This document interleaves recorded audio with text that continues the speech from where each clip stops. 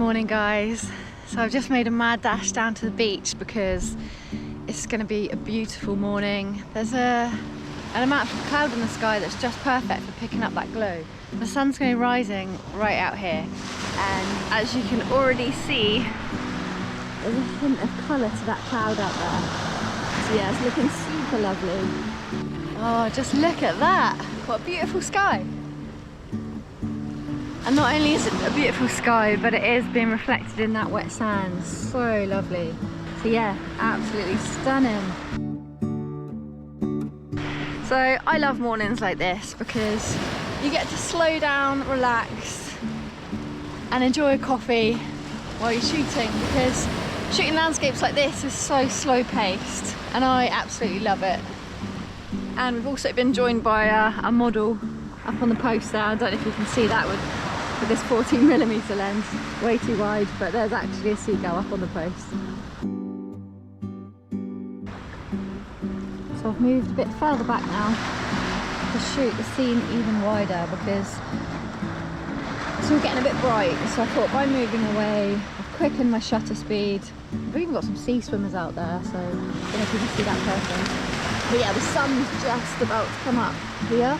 So it's all going to get very bright soon. So I thought I'd go for a much more minimal scene, get the groin on the third or the right of the frame.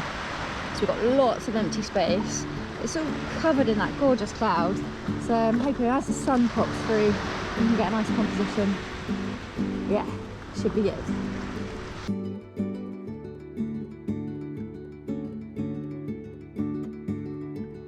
There it is. There's the sunshine. Absolutely stunning.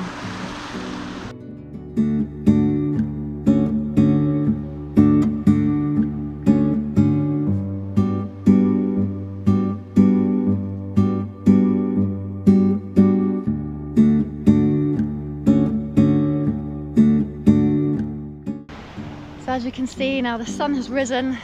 It's absolutely beautiful. So as you can see, I've only got two compositions this morning, both of that groin, one with a slightly wider frame and one not quite so wide. So yeah, I haven't really varied from that. And I love those kind of mornings where you can set yourself up and just relax, enjoy your coffee and enjoy the sun rising. So yeah, now the sun's up, I'm gonna go for a little wander and see what else we can capture, and I'm gonna talk to you along the way. So come on, let's go.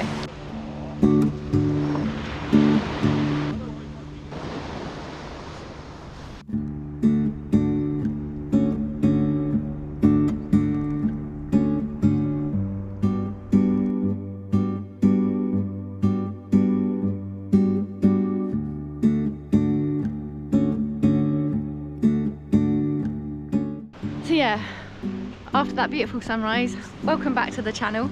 And I've been thinking about this topic a lot recently. So aspect ratios, composition, and how we shoot for social media has become such a big thing, and it's quietly reshaped the way people shoot photography. So I think specifically how landscape orientation got pushed into the back seat, and honestly I think it's something we need to talk about and something we need to think about when we're out shooting. So let me start with like the shots I took this morning. So I absolutely love them. Very wide, lots of space, lots of context, lots of emotion. The kind of frame where the environment becomes the character and the full story of the shot. Now if you were to crop this for social media's format, you'd see a difference. The story tightens, and not in a good way. All of that openness, the breathing room, all squeezed in to just satisfy the ratio that Instagram or whatever gives us. We seem to do this all the time now. I see creators shooting entirely purely for Instagram or TikTok in mind, and I think that's really sad because composition isn't chosen based on the scene, but it's chosen on just fitting a feed. And so I get it, like social platforms just encourage this and they reward it, but that doesn't mean that that's what every photo needs. So today I just really want to talk about shooting for the scene and not the platform.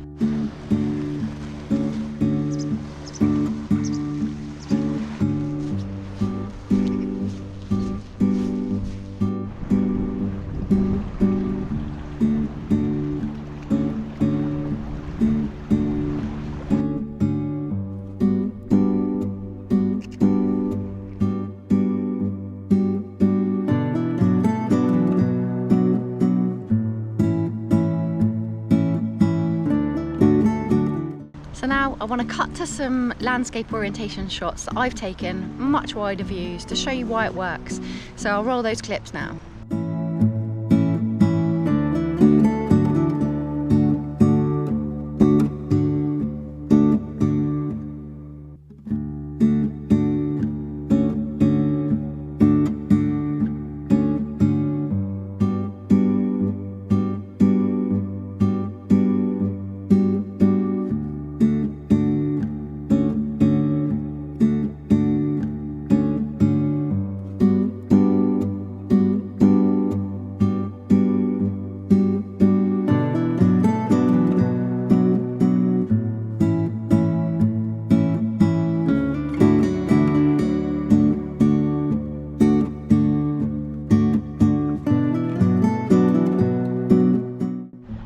Like I say, I'm not saying that vertical is wrong. I think you just need to think about the context of the space, and framing something up just based on how it's going to look on a phone for Instagram, I don't think is a great choice for photography.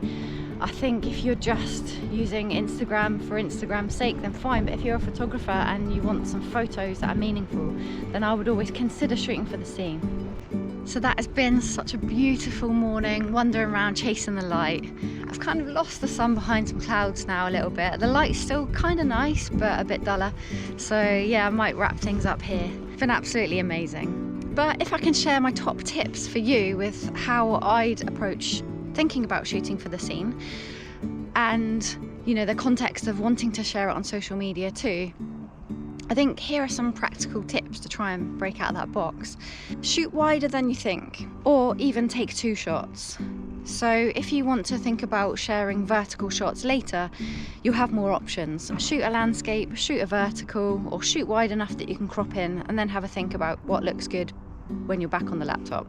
Having more room to crop without suffocating the moment, or having the 2 shots so you can decide what context feels better for the story that you want to tell.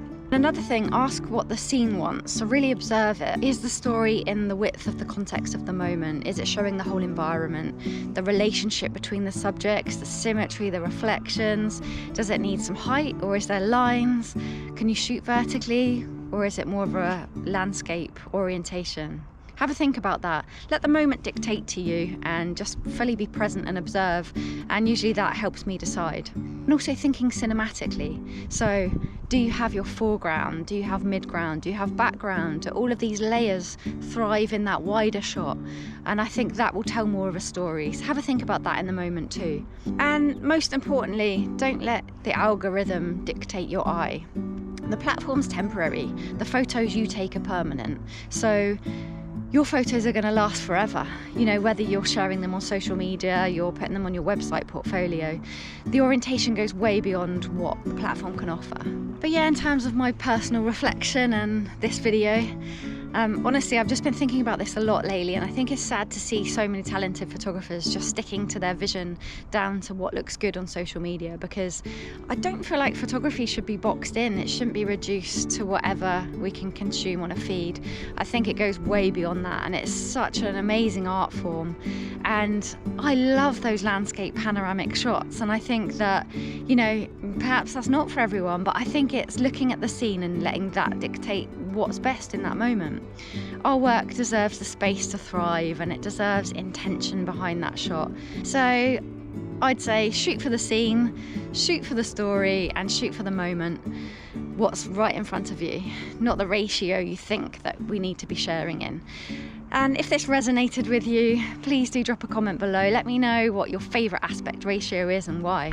And I'd love to hear your approach to compositions.